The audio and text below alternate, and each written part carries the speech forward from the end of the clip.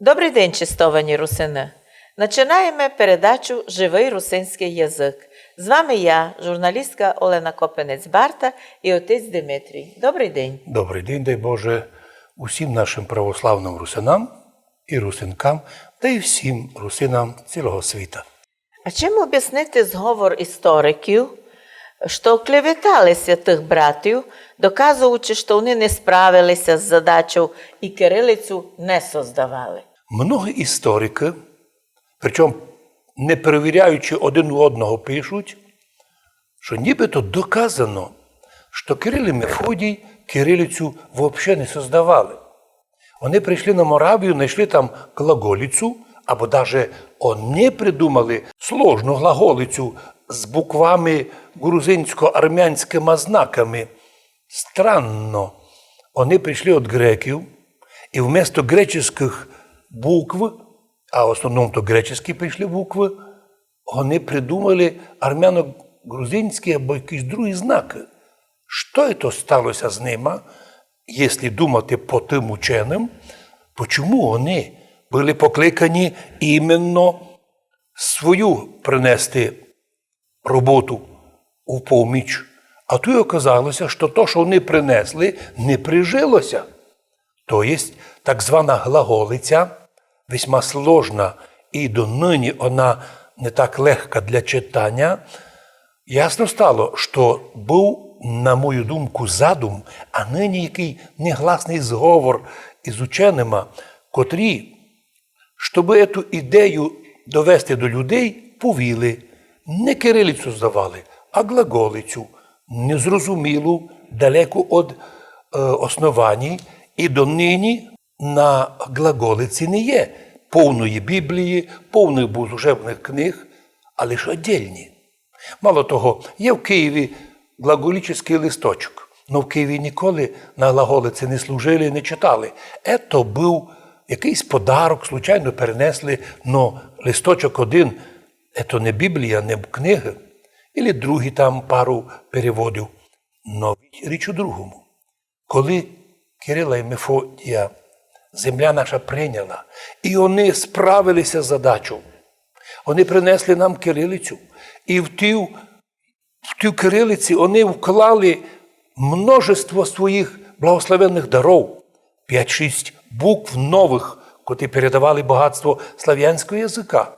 Так іменно їх труд оказався не тим унікальний, що маючи з собою греческі букви, латинські букви, вони создають нові слав'янські букви, які оказалися такими звуками, яких навіть в греческому не є.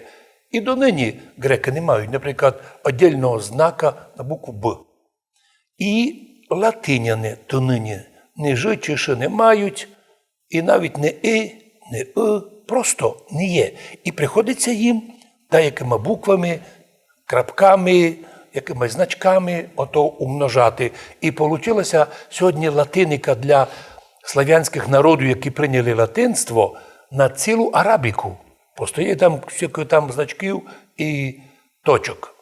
Для русинів ми донині кажемо, кирилиця не то, що точний труд Кирила, а й сама історія свідчить про те, що вони принесли кирилицю. Но коли їх вигнали з Моравії і зачистили територію за ними, вичистили, заборонили усякі книжки, всякі школи, розогнали учеників, ясно стало, що з часом прийшлося западним християнам об'яснити історикам і людям, куди ділися труди Кирила і Мефодія. І тоді була, на мою думку, родилася ідея. А сказати, що кирилицю западні християни і не виділи.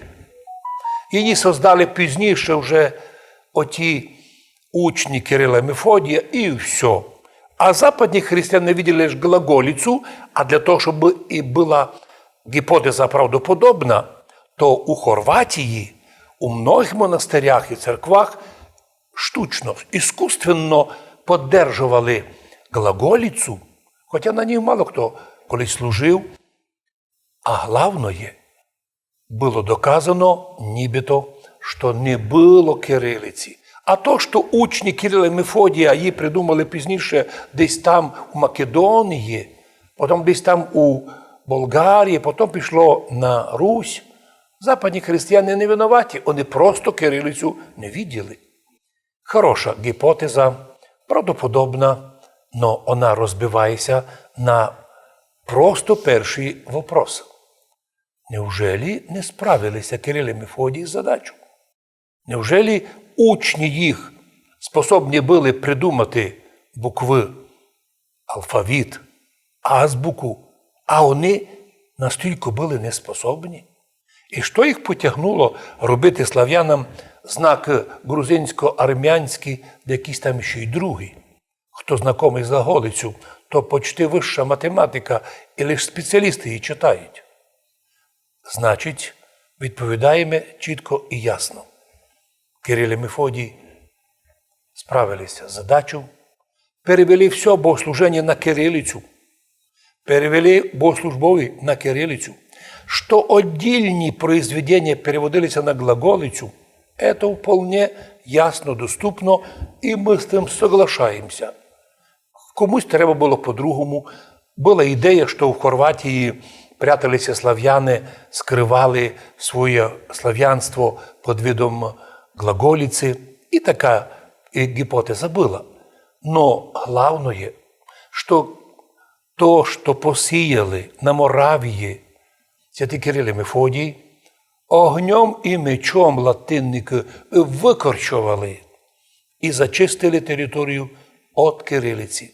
І нині у слав'янських народів, словаків, чехів, поляків, хорватів, словенців, майже ніхто не знає читати по кирилиці. Ісключена, зачищена. І от недавно празднували у Словакії праздник 1100 років честі Кирила і Мефодія. І ви знаєте, як назвали праздник? 1100 років, або 1150 років прихода Цирила Метода. Що значить прихода? Прийшли і пішли? А то, що вони насадили виноградник, а виноградник латинник іскорчували. У нас праздник звучить інакше.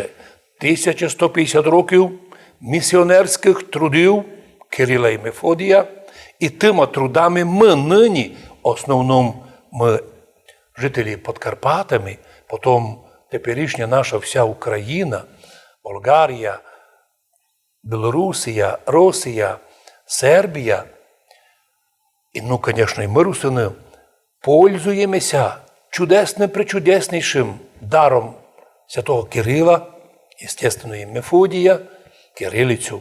Чудна, благодатна, багата.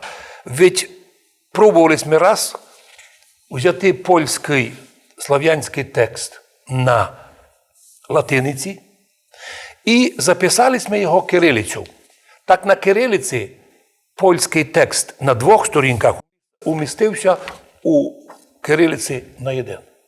Чудний, благословенний наш язик. Ми ще одно знаємо, що під сукном у Верховної Раді України Сокотять є один проект заміни кирилиці на латиницю. Ясно, що не умнялися іще ті, котрі викорчували там сад Кирила і Мефодія, і не відказалися від тих планів нині. Но віримо, що Бог нам поможе до второго пришествия Христова держати кирилицю. На цьому завершаємо нашу програму «Живий русинський язик». З вами була я, Олена Копенець-Барта, і отець Дмитрій. Будьте здорові! З Богом святим!